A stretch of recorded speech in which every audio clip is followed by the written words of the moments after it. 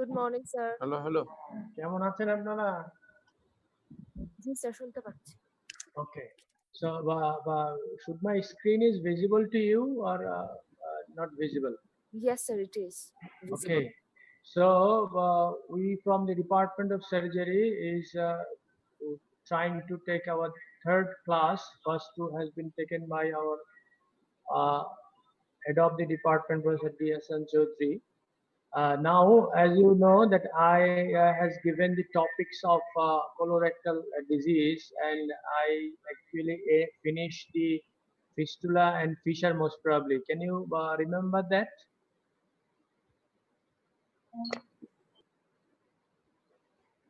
Anyone can respond with your audio only. Okay. We will start another topic. So far, the colorectal disease is concerned, and these topics is of importance in your written as well as viva, and also it is important for your practical purpose. So today we'll be talking on hemorrhoid. I do apology first because this is my first these online classes, and in the very initial stage we face some technical problem. Hope it will be okay for you now. Is it okay? Sir. Yes sir. Yeah. Yes sir. So to start with, you see, to start with a definition that the definition of the hemorrhoidal disease has evolved, and it has been evolving from the 18th centuries. Firstly, it was the theory of some vascular theory, and they thought that it is actually the elongation and tortuation of the rectal venous plexus. That's why there is bleeding, and as it is become tortuous, so it becomes elongated and it comes out through the anus. But later on, this theory has been denied by many scientists. We'll look on the theory later on, but first we like to see upon the what are the predisposing factors for the causation of this disease. No, there are very few predisposing factors. While you took the history for a patient of this sorts of disease, they often tell you that his father, his mother is also has also suffered from the disease. That's why he is suffering. So there is some hereditary predisposing factors, although it is not proved scientifically. And there are some anatomical factors that the hemorrhoid does not occurs in the dogs or four-footed animal, occurs in the two-footed animal who usually stand. So they occurs in the human beings, but this is also not scientifically proved, but it seems that the while someone stands for prolonged period, the force of the gravity pull the hemorrhoidal tissue, but it is not scientifically proved. Nutrition is again a factor. Occupation again, who stand for prolonged period could suffer from this disease, but actually these big factors are responsible for occurrence of the varicose vein. Constipation is obviously a very good, is a contributing factors, and the constipation who passes most of his time, more time in the toilet, suffer from this disease. Coughing, pregnancy, and obesity has the same reason of the occurrence of this disease, as all of it pushes some extra pressure on the rectum, and intrarectal pressure is an important contributing factor for that. So if you come to the theory, that it was initially as a vascular theory. Later on, the theory of venous hypertension and the theory of rectal wall prolapse comes, but the theory that lasts long is the theory of the anal cushion prolapse. That has been put up by the Thompson in 1978. And what actually he say, if you see the left upper part, the figure in the left upper part, you see these are the three. Can you see it? Yes, sir. Okay. So these are the hemorrhoidal vessel. These are the superior rectal artery divides into three branches when it enters into the rectum. two lateral branch and two right branch and one lateral branch. You see, the, sorry, these are the hemorrhoidal vessels, and just lining these vessels is the mucosa and the submucosa. Is it clear? So these submucosa, if you see an end on view, these submucosas are little bit thickened over this anal vessel or over this over the vessels, and the encorching fibers for these vessels is attached with these submucosas. So these are the connective tissues. If you see here, okay, the figure is not here. So there are some connective tissue that encouraging this mucosa and submucosa with this underlying vessel. And also this vascular structure is also attached with some encouraging fibers with the muscular propria. So if you see, the function of this anal cushion was to give you a continence. You see, these are the three anal cushion. When in a closed state, it cushioned the passage as not to leak any air. So these are the cushion that actually give us continence. So when occurs like this, when the interrectal pressure raised, or when the person used to sit for prolonged time in the toilet and strain much, what happened? That cushion goes down. Now come to the picture on the right hand side. In the top picture of the right hand side, you see the cushion was here. It is coming down, it is sagging down. Why it is sagging down? Because of the prolonged pressure that has been put on the encorching fiber rupture, and because of the straining it comes down, and because as it comes down, there occurs some inflammatory reaction, and there occurs inflammation in the mucosa, and because of that there occurs some erosion in the mucosa and bleeding occurs. On the other hand, it while the patient is still on straining, it comes out. When it comes out outside the anus, the sphincter process nipped this portion, and this portion become nipped by the sphincter of the anus and causes bleeding. So these are the vascular cushion theory that has been put up by Thompson, and this is the theory and this is the basis of many treatment procedure nowadays.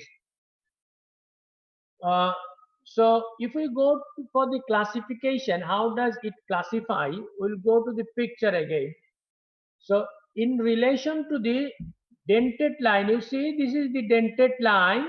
In relation to the dentate line, hemorrhoid arises above the dentate line are the internal hemorrhoid. Hemorrhoid that arises below the dentate line are the external hemorrhoid. Can you remember the dentate line?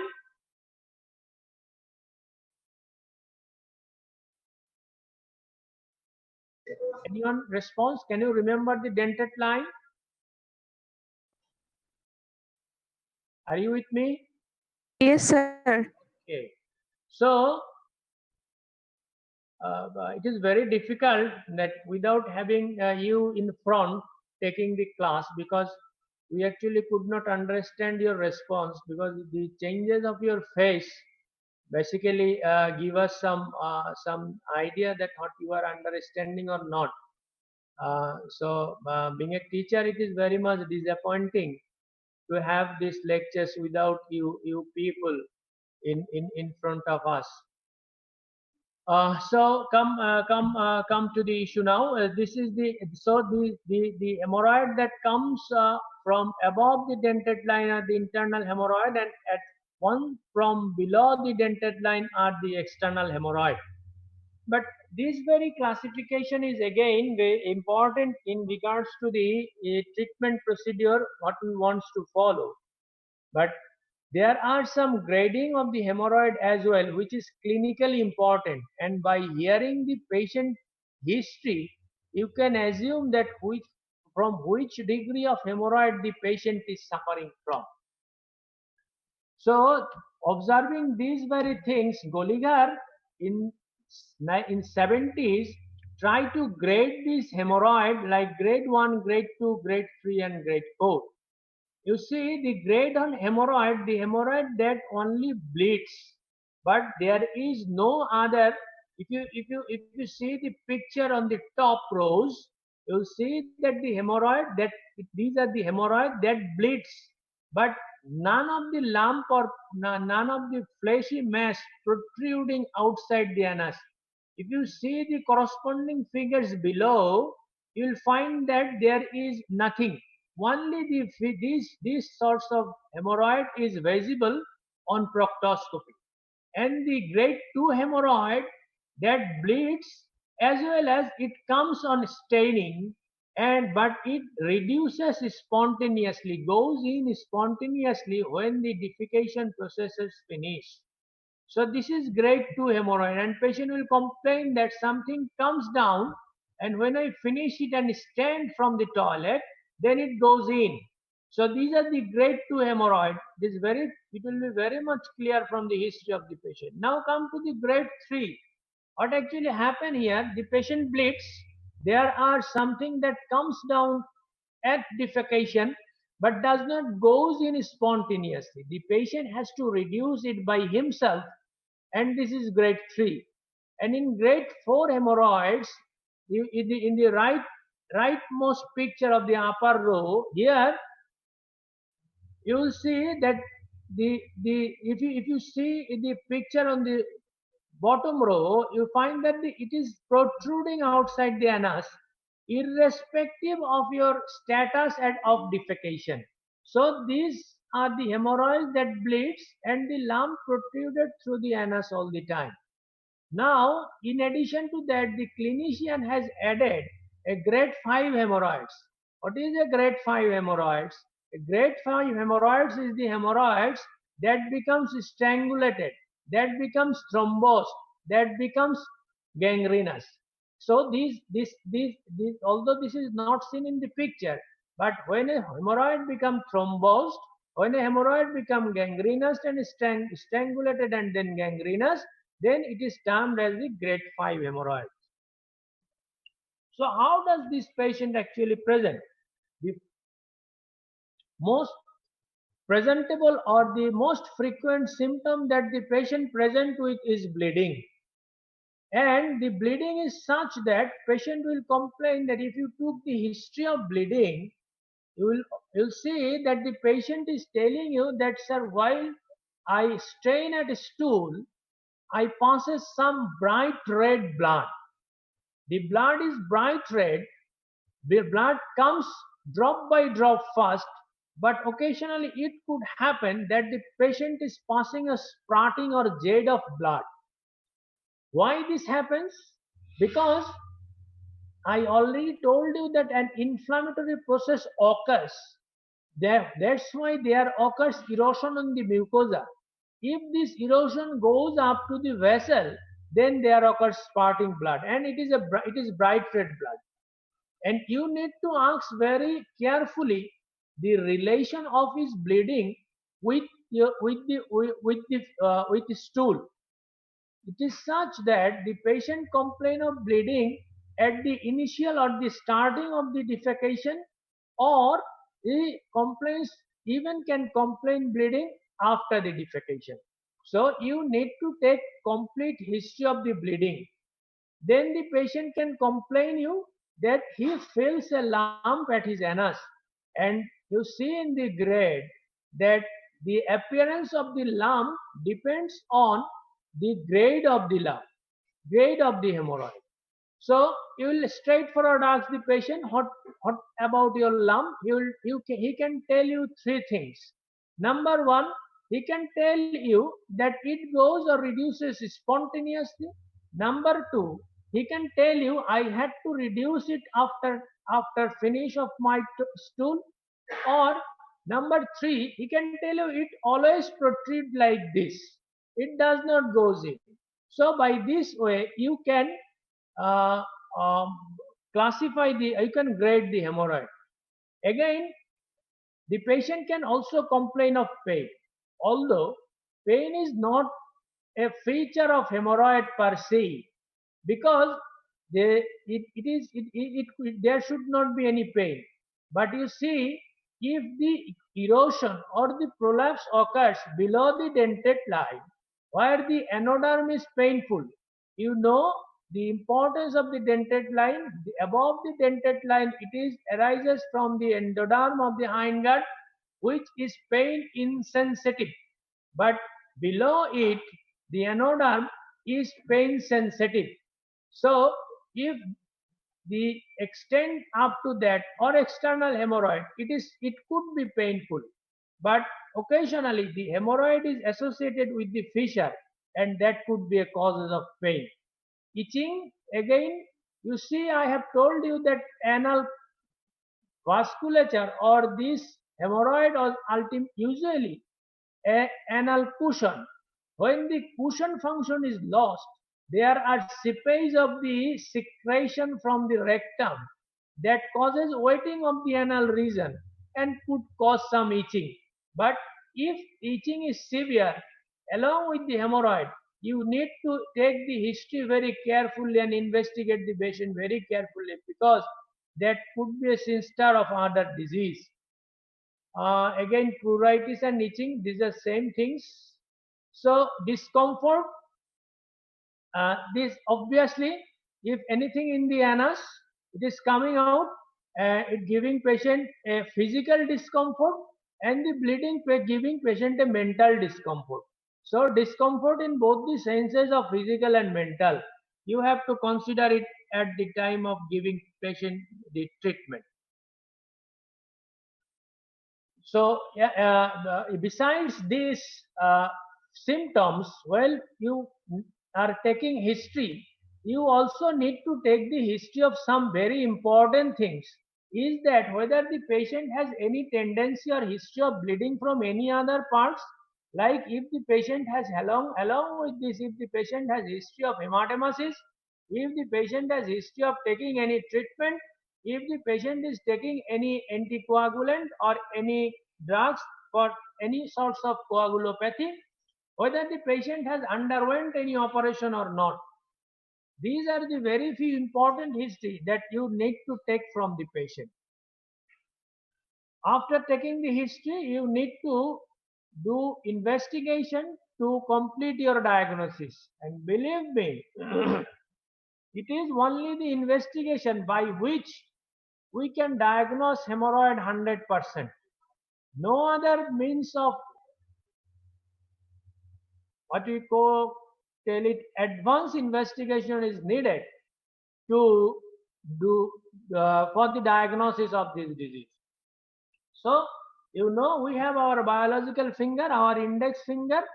We can do a digital rectal examination, although digital rectal examination will give a very little information so far the hemorrhoid is concerned. But by doing this, you could feel whether there is any lump inside the anus, and you can make your differential diagnosis easily. The most important things for diagnosis is anoscopy or proctoscopy or proctosigmoidoscopy. So you see, when in your clinical class, we'll if possible, we'll show you the procedure of the proctoscopy, and by doing a proctoscopy, it is very obvious all the hemorrhoids will come in view on proctoscope, and a sigmoidoscope you could actually see the little bit more up to the sigmoid colon. Colonoscopy is not always necessary for a patient with hemorrhoid, but to make your differential diagnosis denied, you need to do colonoscopy. But there are some situations when you need to do the colonoscopy. You can do colonoscopy if the patient is of above 50, because except the hemorrhoid, there could be other causes of bleeding. Besides hemorrhoid, there could be other causes of bleeding. You need to do a colonoscopy for a patient who is suffering from unexplained anemia. If a patient came to you with the features of anemia and along with parectal bleeding, you need to do a colonoscopy whether why this anemia is occurring to this patient. And also, if the patient has a history of alteration of the bowel habit, alteration of the bowel habit is an important symptoms of colonic regions as well as something in the rectosigmoid.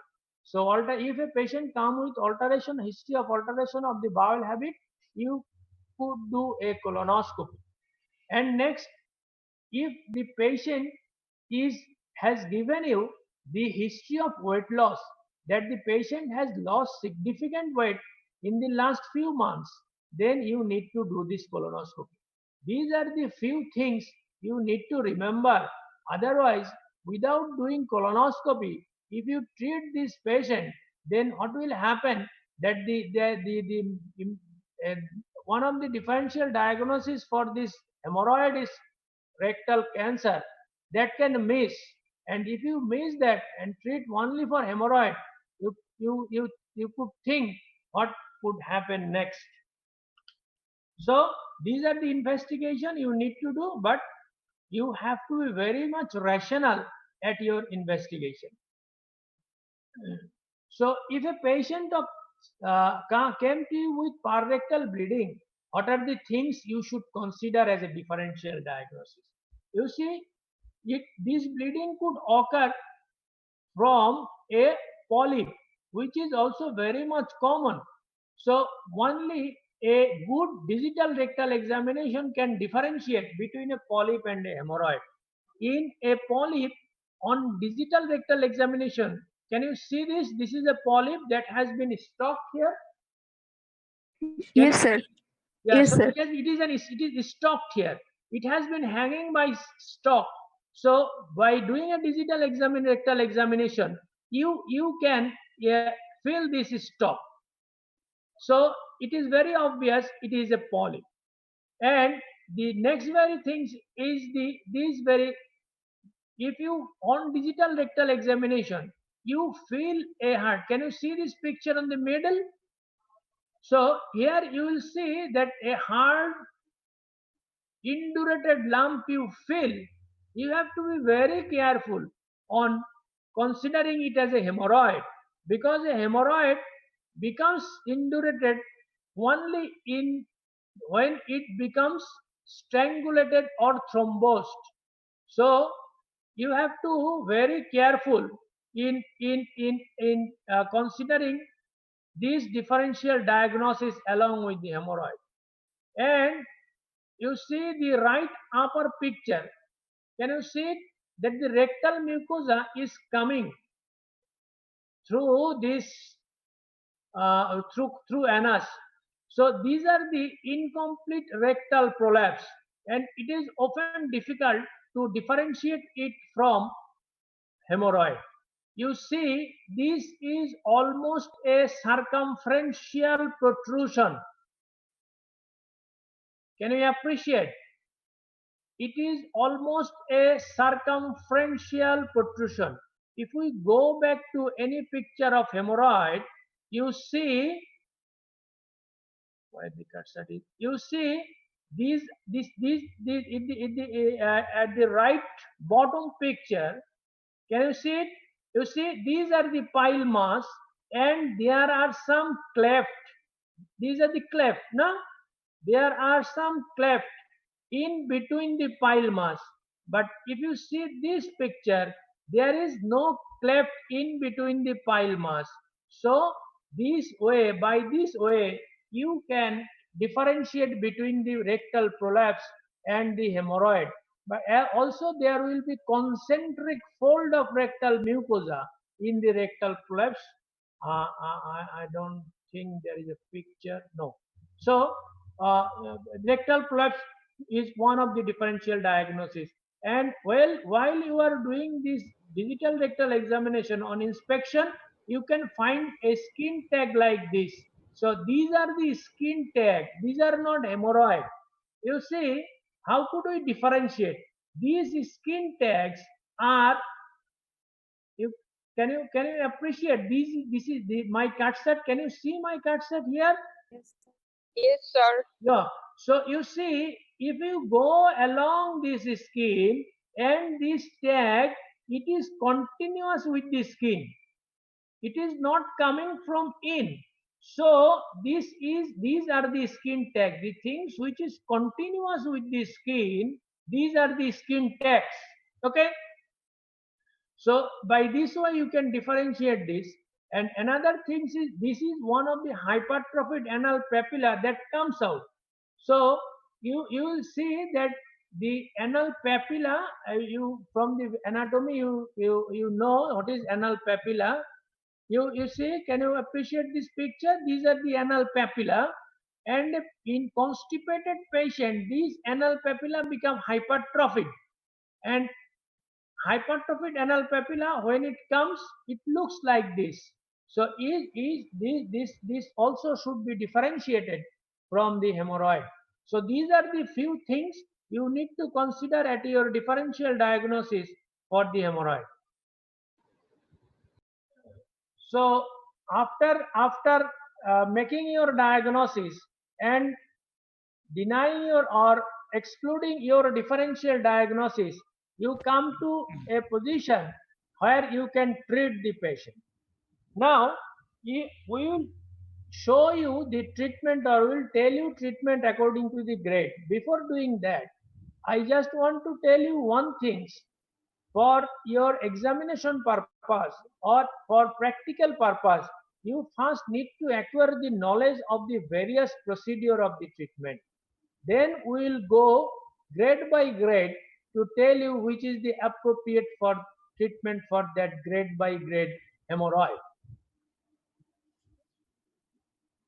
So before embarking on any treatment for a hemorrhoidal disease, you know there are a lot of causes of rectal bleeding. You are treating patient with hemorrhoid, but after 1 or 2 or 3 months, the hemorrhoid will subside, but the patient will come with again with the complaint of rectal bleeding. So the treatment of rectal bleeding is not much rewarding for us, because the patient attributed all the symptoms at the anus is due to hemorrhoid. They think everything is piles. If it is bleeding, it is piles. If it is lump, it is piles. If it is fissure, it is piles. If it is fistula, it is piles. So you need to talk to the patient and you try to make him understand that I am treating the disease only hemorrhoid, and there could be other problem. If it happens, we will handle it later. So if we come to the treatment of the hemorrhoid, there are a spectrum of treatment, and this treatment starting from lifestyle modification to operation. So for modifying lifestyle of a patient, it is very difficult to change some habit of a human being. We are seeing that Dr. R.K.S. Royal sir with us. He can tell you better how could you can modify a patient thinking. Sir, are you with us? Okay, most probably he has left. So you need to do a very good counseling.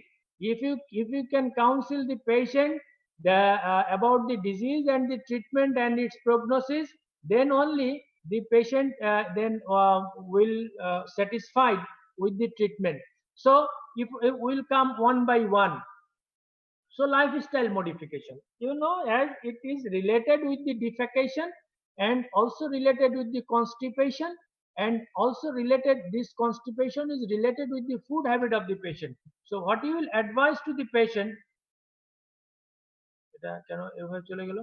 can you see this?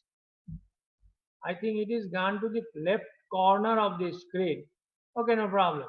So you see, you need to advise patient to take more vegetables, fiber containing food.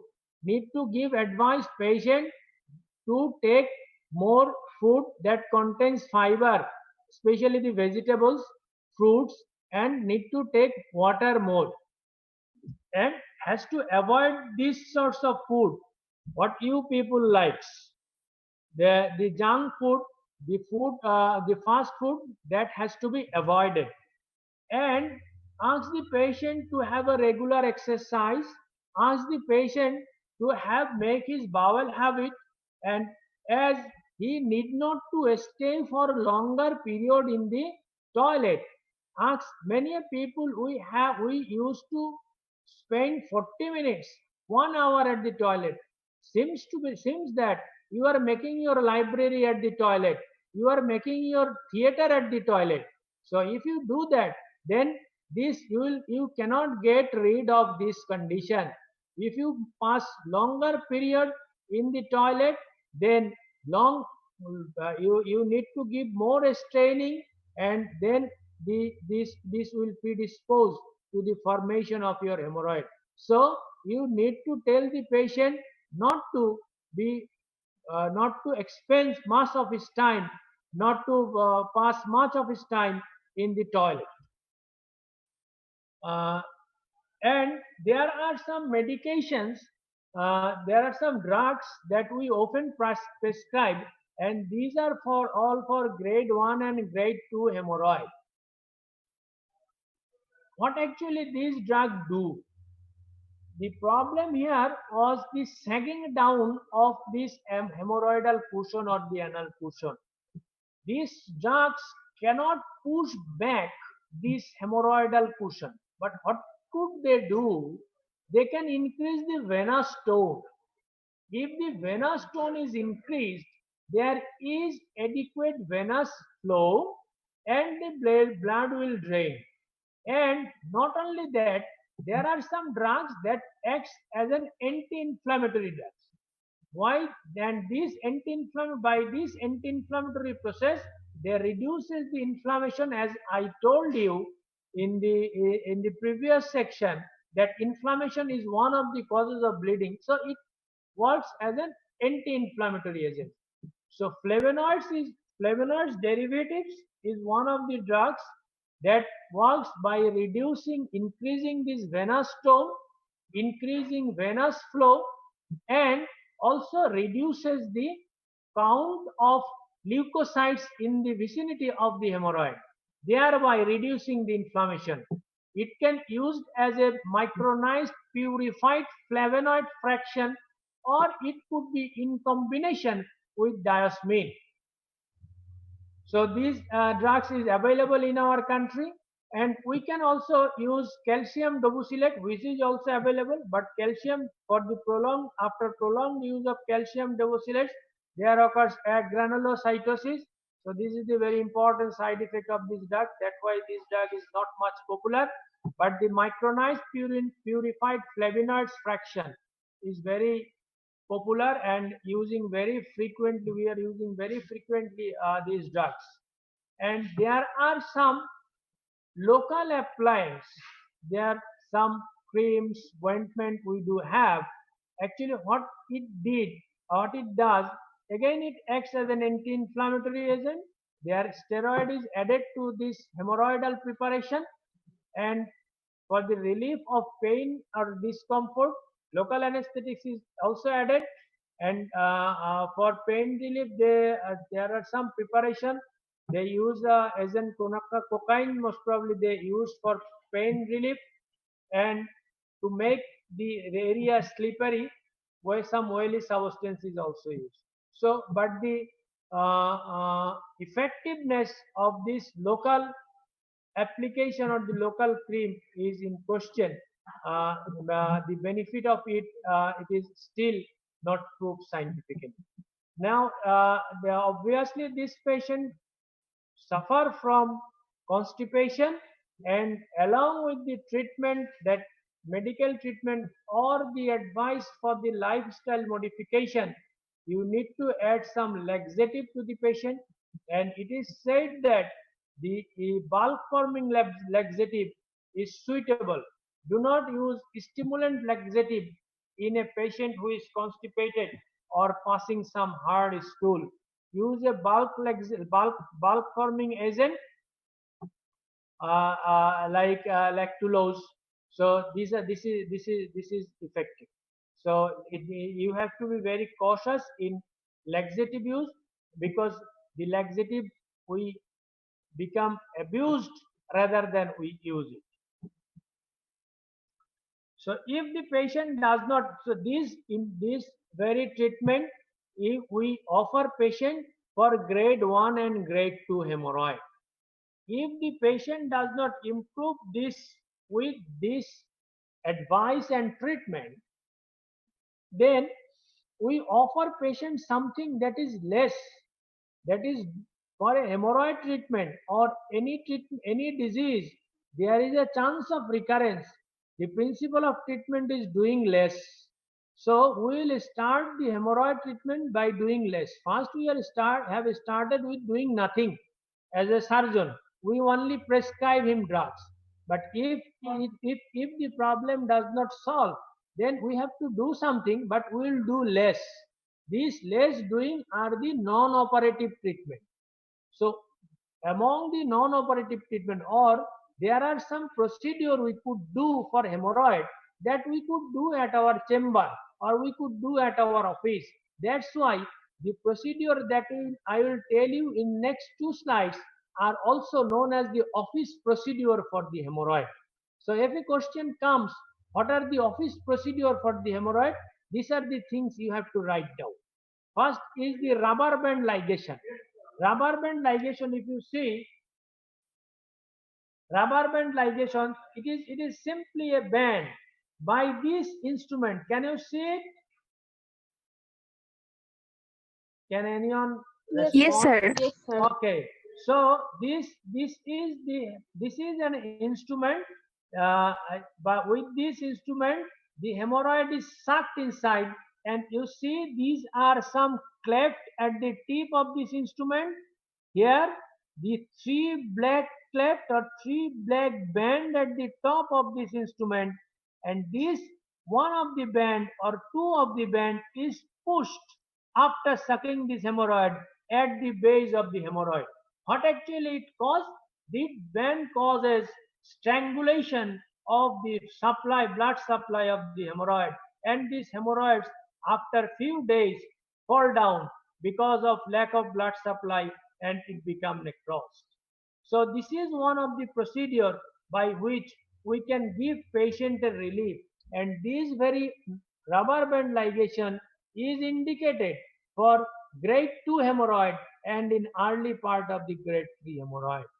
We have there are some complication. I will tell the complication of office procedure after finishing this. So injection sclerotherapy. How many minutes? Only. আর কি সময় দেওয়া যাবে? Add করা যাবে না? কি এটা পরে কি মানে এটাই শেষ হয়ে যাবে? আসবে নাকি? কে করবে? আচ্ছা ঠিক আছে। ওকে। So next is the injection sclerotherapy. This ঠিক আছে আমরা শেষ হলে বললো আমরা বাকিটুকু আবার পরের ক্লাস তো আসে তখন বলে দেবো। Sorry for the interruption. So this is the band, rubber band ligation, and this is sclerotherapy. You see something is being injected and at the root of this hemorrhoid. How does it works? The injection acts as an irritant, and this irritation or because of this irritant there occurs some inflammation, and where there is inflammation, when the inflammation goes in chronic phase, then there occurs some the fate of the chronic inflammation is fibrosis. There occurs some fibrosis, and as there occur fibrosis, more fibroblast goes there. Because of the fibrosis, you see the anal cushion get tethered with the submucosa or the muscle layer. So, and the vessel here obliterated by fibrosis, and the patient got rid of the symptom. So this is how this injection sclerotherapy acts. There are we use few agents for this as what is known as the sclerosant agent. We actually use 5% phenol in almond oil, but ethanolamine oleate or sodium disaicylate, so far I can remember, are the few agents that we could use for this for as an sclerosant. Now there are some advancement in the office procedure. You see, the pain is the true procedure that I have described. There is some pain, there occurs some pain. So the surgeons are finding some painless way of dealing this hemorrhoid at office. That painless way of dealing this hemorrhoid at office are cryotherapy or infrared coagulation. Very simple, very easy to treat, although not available in many parts of our country. Cryotherapy, you know, the temperature acts here by giving a minus temperature. They cool the tissue, thaw the tissue again, and by this way inflammatory responses or inflammatory reaction occurs, and there occurs fibrosis here. And also the infrared coagulation, it is a source of laser by which this infrared causes destruction of the hemorrhoidal mass. So these are the few office procedures, and for this office procedure there are some complications. You need to take that in consideration, and that complication you have to, as it is an office procedure, patient will leave after the treatment within 24 hours. So you need to do a patient a very good counseling regarding the pain, and also you need to advise some analgesics for this patient. But occasionally, for especially for rubber band ligation, after the after this hemorrhoid falls down, if there occur infection, what actually happen, the patient can come to you with re-bleeding, and that could be a torrential bleeding, because it is this bleeding is due to secondary infection. Or if you could not apply this rubber band in proper position, if you apply it for the external hemorrhoid, or if you apply it below the dentate line, then the patient will suffer from excruciating pain, and the recurrence rate for these very office procedure are high. So remember this thing: re-bleeding, recurrence, and pain. These three important complications that could happen after this office procedure. And you need to counsel this patient that very well. So I think we could finish it here. Then we'll, in our next lecture, we'll talk on the rest of the things.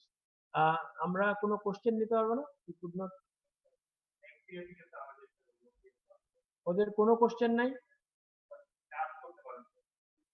Sir কমপ্লিকেশনটা যদি আরেকবার বলতেন। Complication for office procedure. Complication for office procedure is re-bleeding. Re-bleeding is two cause. Number one, due to infection. Number two, যে ইনফেকশনটাকে আমরা বলি secondary infection. Number two, recurrence. এই দুটার কারণে রিব্লিড হইতে পারে। আরেকটা হইতে পারে কি, রিকারেন্স হইতে পারে, রিকারেন্স, যে আবার আপনার হেমোরয়েডাল সিমটম তৈরি হয়েছে। আরেকটা হচ্ছে পেইন। তাহলে সিকোয়েন্সটা এরকম হবে: pain, rebleeding, recurrence, pain, rebleeding, recurrence. এই সিকোয়েন্সে লিখতে হবে। 1 number pain, 2 number rebleeding, 3 number recurrence. Sir আমার একটা প্রশ্ন ছিল। জি বলেন, please be louder. Sir office procedure গুলো সবগুলাই কি মানে সব মেথডে কি স্টেজ 2 আর আর্লি স্টেজ 3 এর জন্য করা হয় নাকি অন্য Yes, কিছু? it is indicated for usually stage 2 and early stage 3 disease. For stage 1 disease, it is the medical treatment. But some we do office procedure as well for grade 1 hemorrhoid as well. But it is indicated in grade 2 and early grade 3. Clear? Thank you sir Yes. One question that has been given to by my colleagues Adnan. Someone asked about the whether we can grade this hemorrhoid by proctoscopy. Yes, we can grade this hemorrhoid by proctoscopy, but it has to be supplemented by the history. You suppose a patient is suffering from grade 4 hemorrhoids, which is just comes, which always persists at the anus. But while you are doing proctoscopy, what you are doing? You are pushing the hemorrhoid inside. So you cannot grade that hemorrhoid when you are pushing. On withdrawing the proctoscope, you will see only that the lumen of the proctoscope has been filled up by the hemorrhoid. So proctoscopy will give you the existence of the true existence of the hemorrhoid, and it has to be supplemented by the history. Is that clear? Yes, sir. Yeah. Any question? Sir sir Yes. Hypertrophied anal প্যাপিলাটা কিভাবে exclude করব? I'll go back to that picture. I'll go back. দিদি Yes. ছিল sir. So yeah, you see, I'll come back from another picture first. You see, these are the anal papilla. G sir. Can you appreciate? G sir. So it is hypertrophying and coming down, coming down, coming down. Now you see, if it is an hemorrhoid, internal hemorrhoid, from where it will come? It will come above the dentate line. Clear? If it is an external hemorrhoid, it will come below the dentate line.